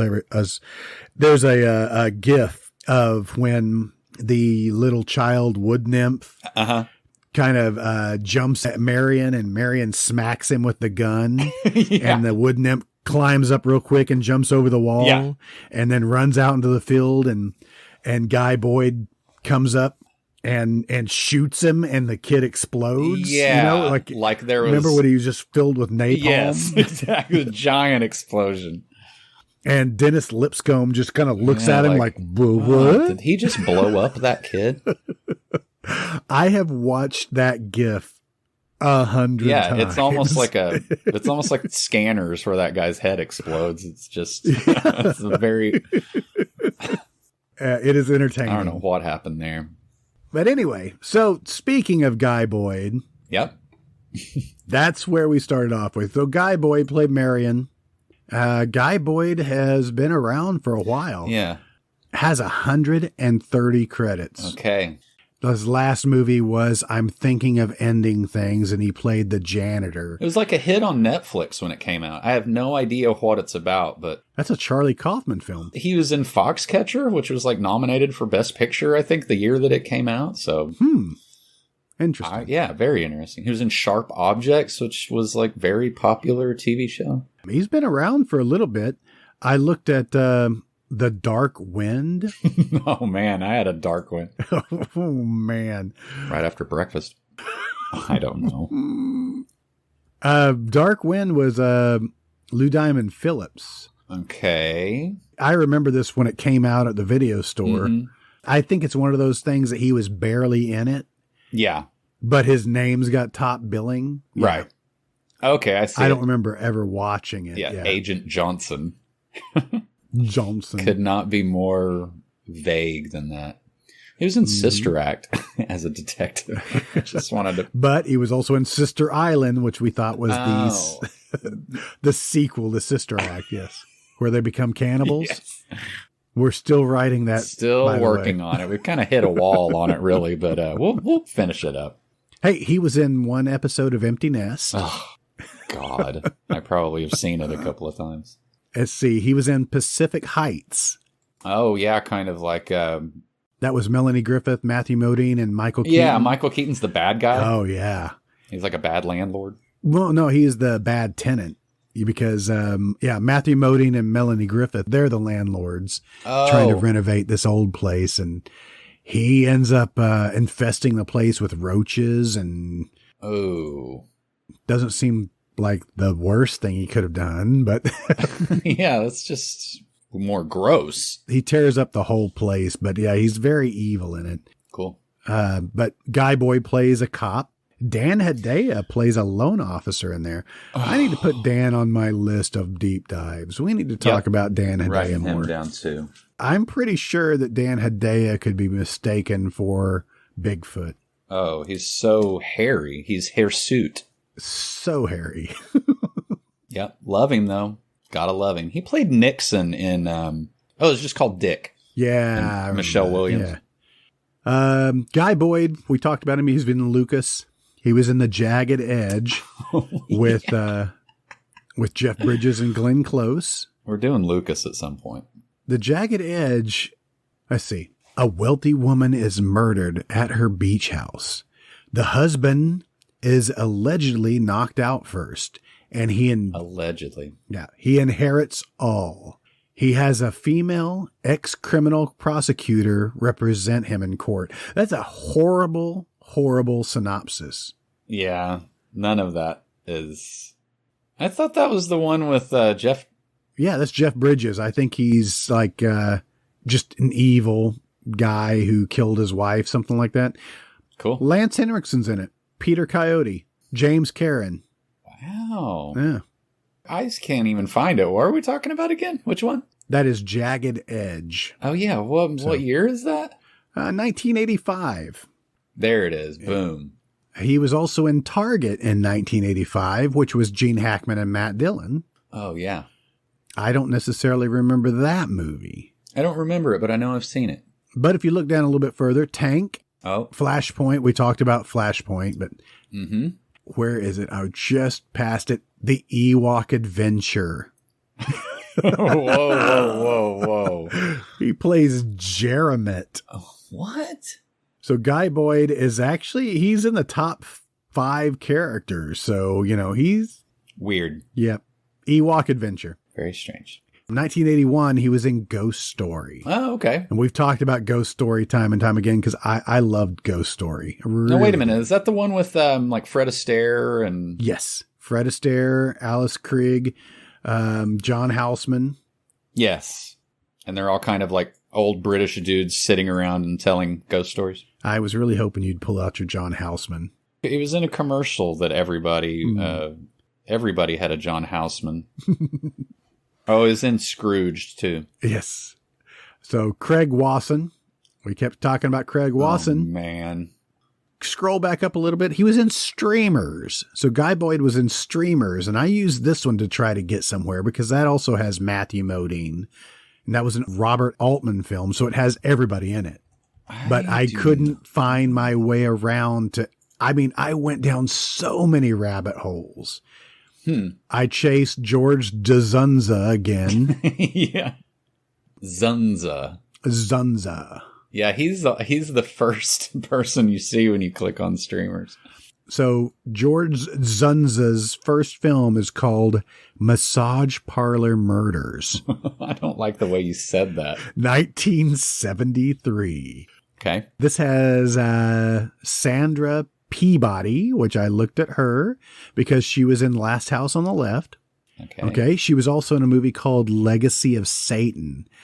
Ooh. That's where I was going, somewhere around here, Satanic cult chooses an unwitting young girl as its new queen. I think I watched the trailer for it and decided against it. Yeah. What year is this? That was 1974. He's Mr. Creepy. Yes, Mr. Also, Creepy. Massage Parlor Murders has a exclamation point at the end. We got a lot of weird punctuation in the movies today. Unnecessary punctuation. Yes. That's a movie with Claude Akins and Pauly Shore. So Massage Parlor Murders also has Theodore Gottlieb in it. I went down that for a minute and then had to come back because, I don't know, 1973, I kind of wanted something a little bit more recent. Okay. I love my 70s. I'd say 73, the bell bottoms are at least 12 inches wide. Yes.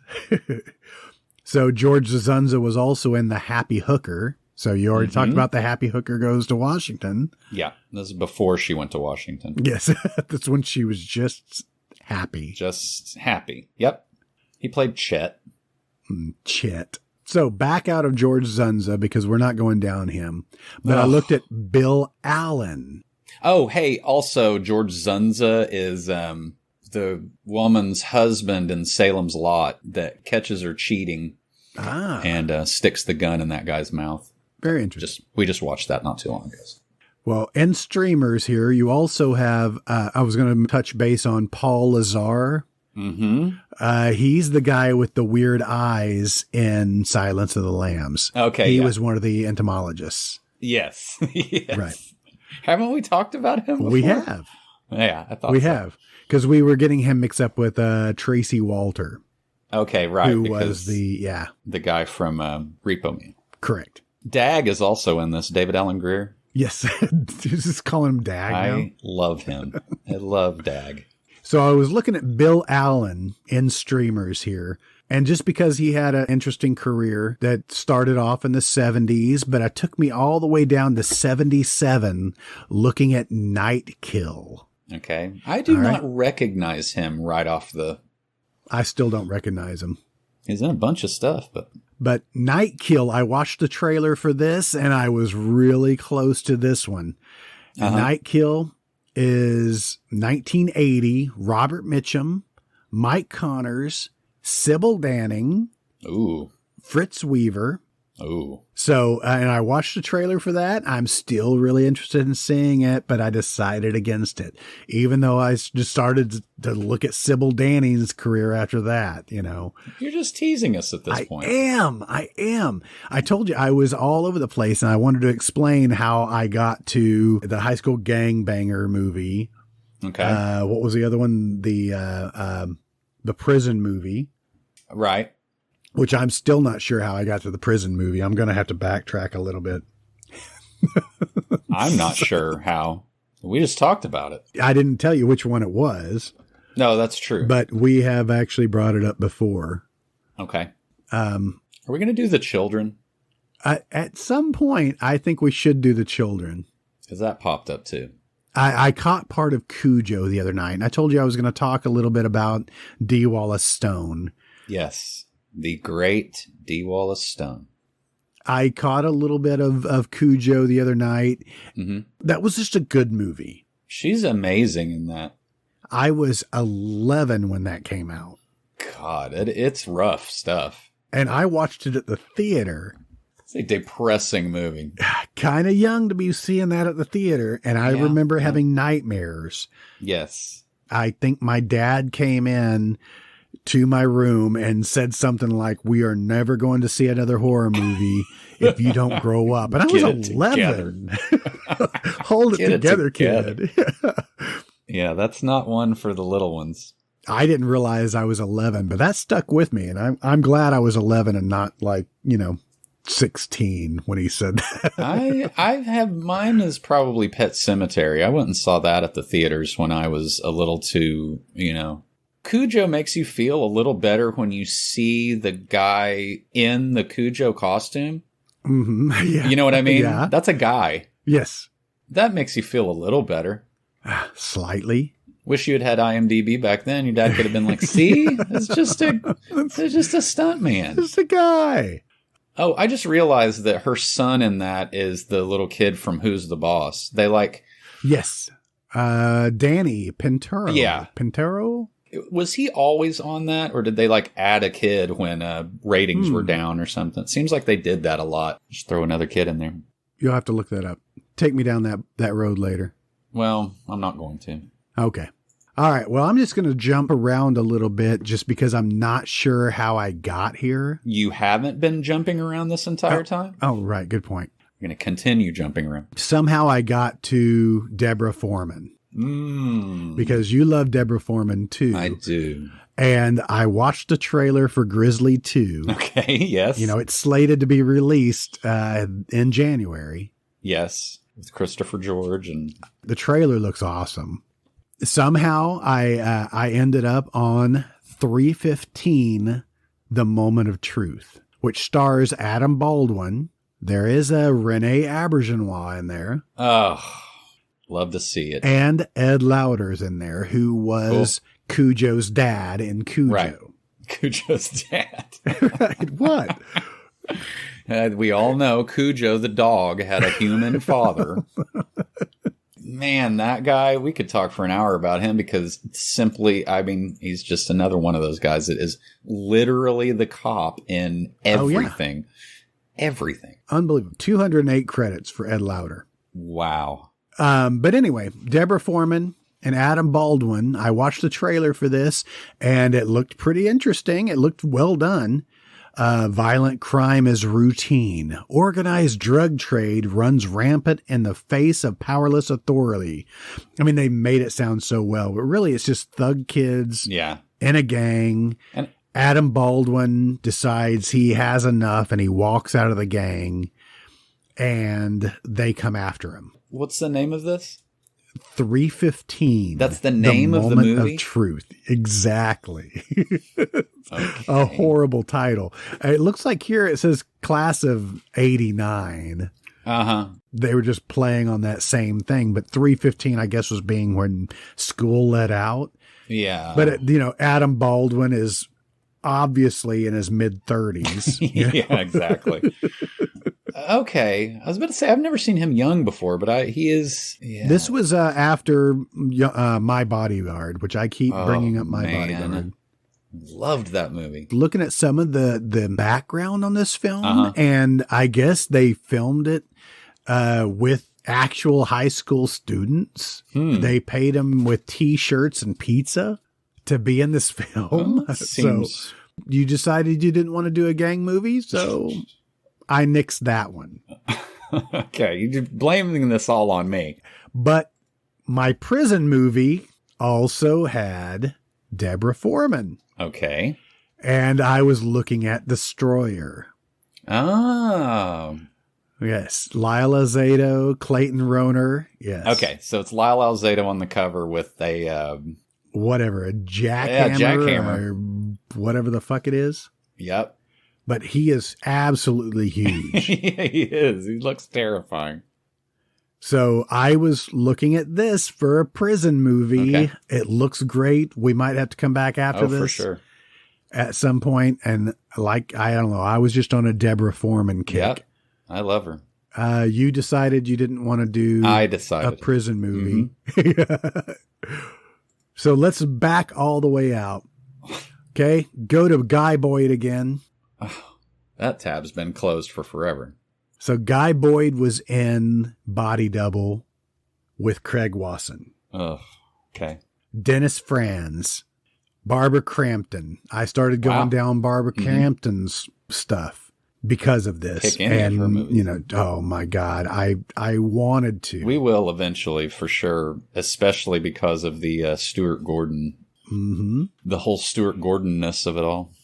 And I think I clicked around on Fraternity Vacation because I forgot she was in that. All right. Body Double also has Larry Flash Jenkins in it, by the way. Okay, good. Good to know. What do we know him from?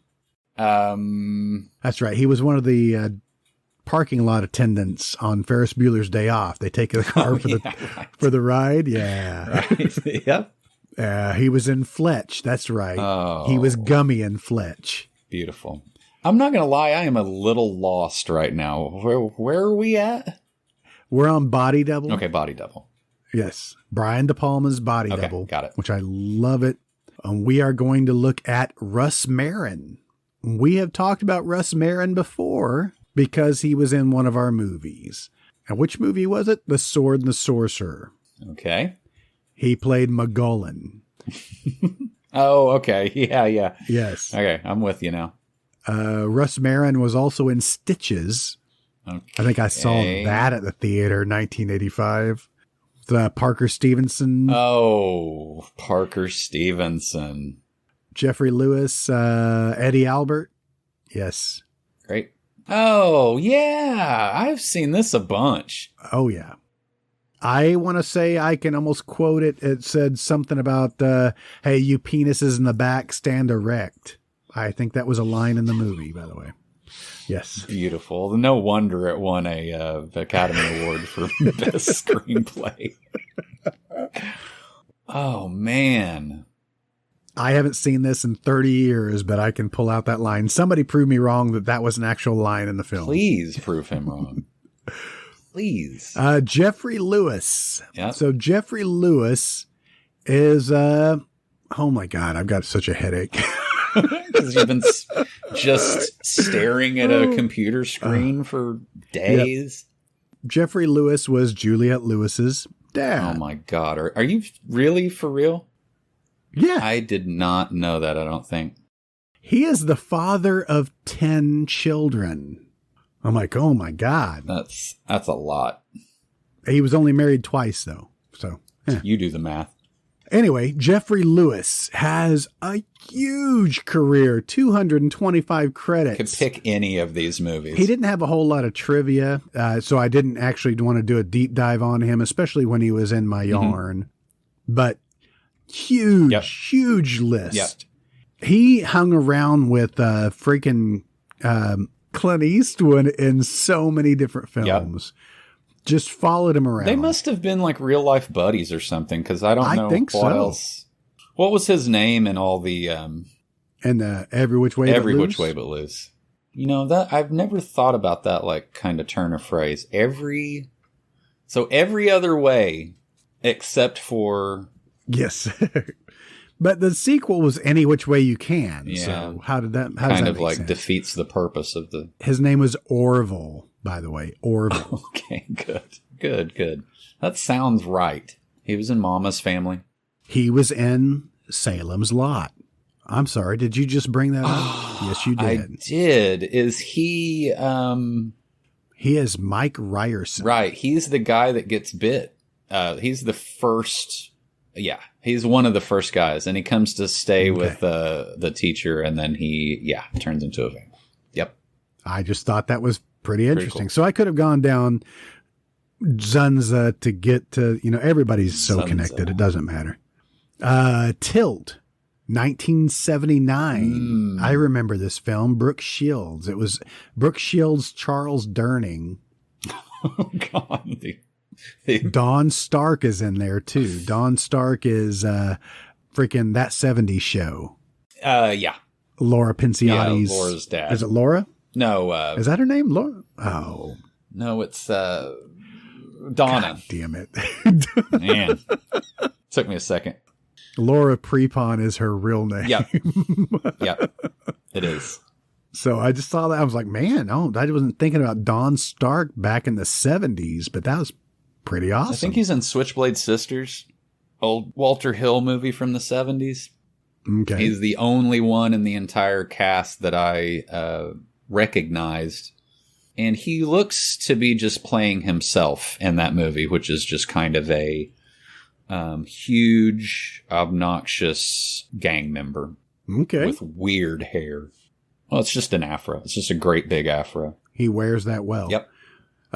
He was also in Evil Speak, Okay. which I've never seen. I get those evil movies mixed up. I think there's a bunch of movies that have similar names with evil in them. Yeah.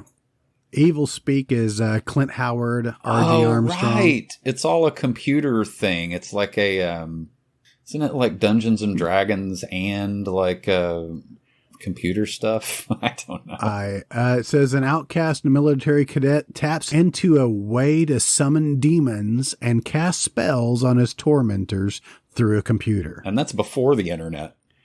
Yeah. So. And that also has Claude Earl Jones in it, who was in Dark Knight of the Scarecrow. Yeah. Every time we're like it's no surprise anymore. No, it's all really connected. Not. Every bit of it. But Dawn Stark was not where I was going. Oh, boy. So we're not doing Arthur 2 on the rocks? And I know you're so disappointed. I am. You're a hooker? Okay. No, that's horrible. I'm going to stop that right now. Oh. Oh, where was I? Jeffrey Lewis. Okay. Jeffrey Lewis was in Lust in the Dust. Yep. I don't know why. I hated that movie. Tab Hunter. I want to kick Paul Bartel. Why can't I say his name ever, man? It's not Par Bartel. No, and it's not Bart Martell either. Although it's very close. Is it Paul Blart Mall Cop? Paul Bartel Mall Cop. Yes, that's it. Jeffrey Lewis is in Night of the Comet. Yep. As a weird military guy. So keep on scrolling down because we are actually going to stop at Every Which Way But Loose. All right. All right. We're not stopping there, period, but we are. Oh. We're not doing that movie. Oh.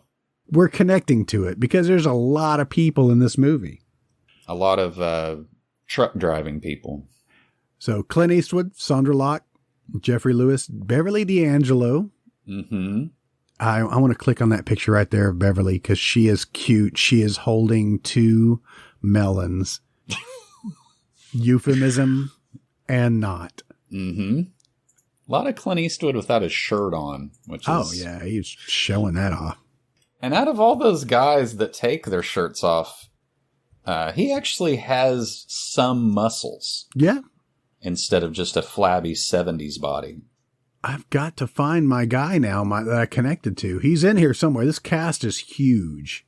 Did you see the picture of Ruth Gordon screaming at a chimpanzee? I love it. That's in there. Roy Jensen. I hate saying Roy. Roy Jensen. Roy Jensen. Roy plays Jensen. Woody. He was in Chinatown. He was in Soylent Green. He was in 216 credits here. He was in Foolin' Around, and I've brought this up. Gary Busey and Ed O'Toole in Foolin' Around. Yeah, we've talked about it. Oh, he's the guy that's actually holding Jack Nicholson while Roman Polanski slits his nose in Chinatown. Oh, there you go. Sorry, I just saw that picture. Have you ever seen Soylent Green? No. I don't think I have either. I wonder if this guy, Roy Jensen, also followed around Clint Eastwood, because he's also showing up in a few of these. He was in The Getaway, 1972. Steve McQueen, Yep. Alan McGraw. Great movie. But if you roll up here, Thunderbolt and Lightfoot. Ooh. And that was Jeff Bridges, right? Yep. And Gary Busey's in there too. Catherine Bach, Vic Tayback, Dub Taylor. Who'd I miss? Vic Tayback. Dingy. Ooh, George Kennedy. Love a big, beefy George Kennedy in any movie. Roy Jensen was also in The Car, which we talked about briefly. Way back when. The Gauntlet, another Clint Eastwood film. Yep. I love that poster art. Either Bernie Wrightson or Frank Frazetta did the art for that cover. It's really cool. Awesome. It's an awesome cover. All right. But so if you scroll up 1981. I am on the edge of my seat. Next week's movie is Demonoid. Demonoid? Demonoid. From 1981? 1981, starring Samantha Eggar, Stuart Whitman, Ted White, who played Jason Voorhees. Okay. Uh-huh. Not the guy from Caddyshack or Mary Tyler Moore. Haji's in there. We talked about her. Goodness. Uh-huh. But Demonoid reads, spouses looking for silver in Mexico find a 300-year-old severed hand driven by a demon. All right. I love the box art. All right. I love the box art. I remember seeing this at the video store, but I never watched it. But this is directed by Alfredo Zacharias, who directed and wrote, The Bees, that we were just talking about. Oh, my goodness. He did. It's right there. Yes. Alfredo Zacharias. Yes. Who has done a ton of Spanish films. Yeah. One called Juan Pistolas. Cool. 1966 Juan Pistolas. That just translates to John Pistols. That's it. I have seen this because I remember the hand part of it. Oh, the hand is outrageous. Yeah. Oh, Samantha Eggar is the girl from The Brood. Correct. Okay. Wow. I thought I was clicking on the trailer of this and I watched about the first 3 minutes of it. Okay. Yeah, there are boobs like in the first 30 seconds. Really? So this is great. A lot of those like Spanish directors are like, this is how they make movies over there. I want my women bare-breasted and dirty and in trouble. I think they were more druids, but they were very close to having white hoods on. Yeah. Well, that's the KKK. Yeah. It's best not to talk about that. So, okay, so you've done some research. Where can we find this? Because I need to get my eyes on it. You can watch it on Prime Video. Cool. I think you can also find this on YouTube. Yeah, I'm sure. But yeah, 1981. That's why I pick an older movie like that. Everybody can find it. Dude, the box art for this one is, I want to say, maybe the best box art that's ever been conceived by a human being. I love it, man. It's beautiful. There are flashes of this one-handed demon throughout the opening that I watched. I'm just looking at the pictures and there's some weird stuff going on. You see the picture 17 of 35? That's the Yeah. Okay, yeah. Yeah, that's what I thought. They were really close to the KKK there. Yep, that looks very familiar. The eye holes are a little different. But I think he's a druid. I would assume. I think in the trailer it showed, I think somebody launching out of a grave. I can't wait to see this in the film. Well, there's a thing that looks very much like the abominable Dr. Phibes a little bit, and with kind of a Uncle Frank from Hellraiser, just a person with no skin walking around. Yes. Wow. There's our demon movie right there. I can't wait. I'm excited. There's a lot of hand violence in this movie. I think so. I see there's another picture, 10 of 35. There's a yes, that's what I was looking at. I've been past this picture before, not thinking there was anything going on, but the IMDb has that little bottom border. Yeah. I click on it, and there is a friendly black police officer who is like offering his hand on on like a baking sheet or something. He looks like he's serving it to you. He's like, "Look, I made this for Halloween. It's just Mars bars and vanilla extract."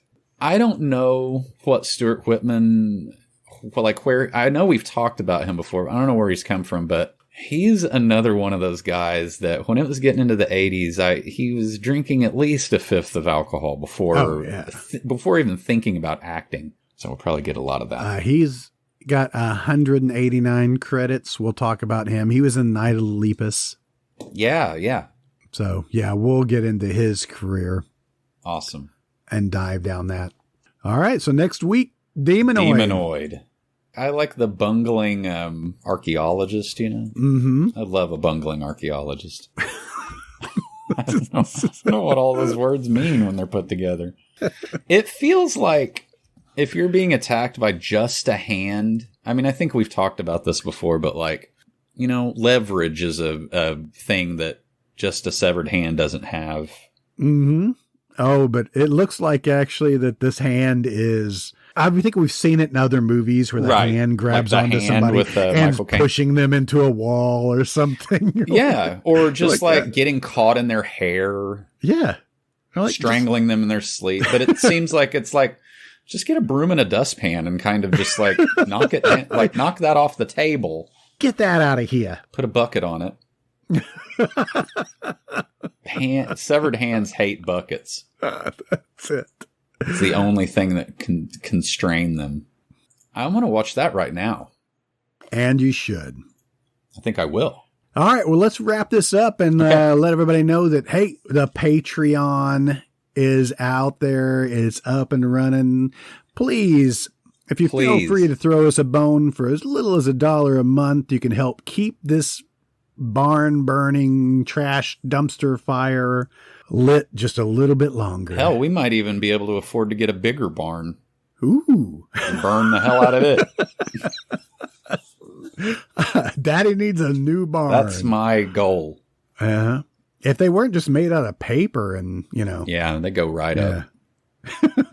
Been dry around here too. All right. And check us out on social media. We should have made the transition from Podbean over to what is now our home, Acast, which is part of Patreon to help us integrate our show. So all of the director's cuts are behind the paywall now. If you want to hear the director's cuts, then you need to throw us a couple of bones for $3. Only $3 a month. You can get the director's cuts. I've got that much change in my cup holder in my truck. Yeah. You know, that's just a simple amount, but hey, you want to give us a little bit more? Hey, we're going to give you some free stuff, and we got some bumper stickers. We've got night lights. We've got T-shirts, and if you really, really want it, man, you have to pay out a little bit. You have to pony up, but I will handcraft you a horse head bookend. Wow. I mean, can you guys even... You can't find those anywhere anymore. They are not available. One word comes to mind: value. You know? Handcrafted and autographed. Oh, I didn't say whose autograph was going to be on it, but I'm going to get somebody to sign their name to it. Yep. Somebody. All right. Where else can they find us, Jason? Well, I don't know. Goodbye. All right. Good talk. Look for us on Twitter, Facebook. We have a Facebook group, Instagram, and LinkedIn. We're still on LinkedIn. One of these days, I'm going to put one post on LinkedIn. Yep. How's everybody doing? That's it. And find out everything you need to know at themoratorium.com. I also meant to say that earlier, too. Okay. Technically, you did. Well, I can cut that out. Go ahead and say it. Find us at themoratorium.com. Yeah. Yeah. Now say it with conviction. Find us at themoratorium.com. That one had a period at the end. The other one had a question mark. Damn punctuation. I hate it. All right. Well, let's shut this bitch down. You got anything else to offer? Nope. I'm pulling the switch right now. Click. A little switch. All right. Say goodnight. Good night. Bye-bye.